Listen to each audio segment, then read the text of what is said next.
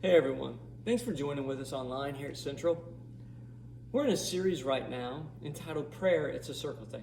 In fact, while you're online, if you weren't able to be with us in person, or if you just need to catch up, you can go over and you can watch this past weekend's message. As we talked about how we only usually pray to whatever our belief system is and how big we believe that God is. If God, in other words, if we believe God's this big, then our prayers are usually that big. If we believe that God is only this big, then typically we only pray to a God that's this big. In other words, how do you believe that our God is bigger than any problem? Do you believe that God is bigger than any issue that we are experiencing right now in life? If you believe that, then that's the level you pray to. But if we're really honest with ourselves, we're seeing through this series that we usually only scratch the surface in our prayer lives.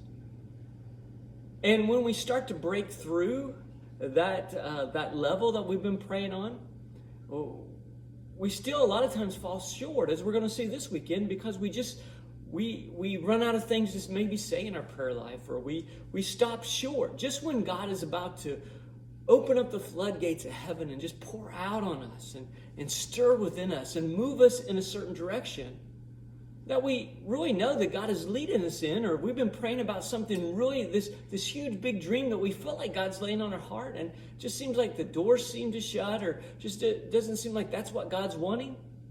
But deep down we know it is, but we're not seeing it, so we fall short. We stop praying.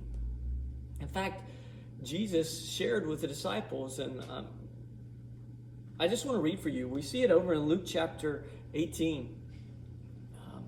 He kind of addresses this with the disciples by telling a story. He says, "There was a judge in a certain city who neither feared God nor cared about people.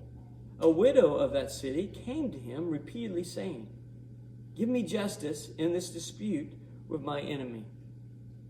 The judge ignored her for a while, but finally he said to himself, 'I don't fear God or care about people, but this woman is driving me crazy. I'm going to see that she gets justice, because she is wearing me out with her constant request.'" When's the last time you wore God out with a request?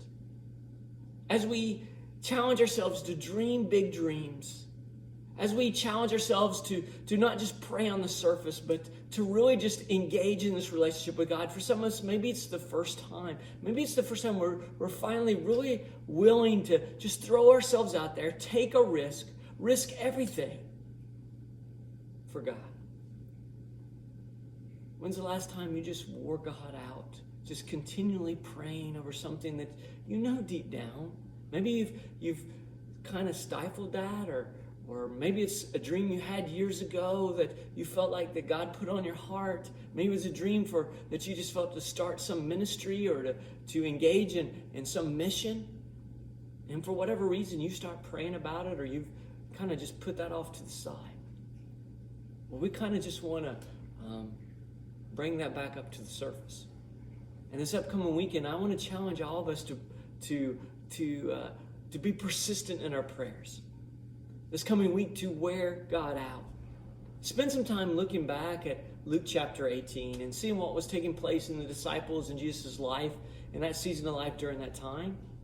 And I just want to encourage you as we go through, continue through our 52-day prayer challenge. You guys have a great week. We'll talk later on this week, and if not, I'll see you this weekend. Bye.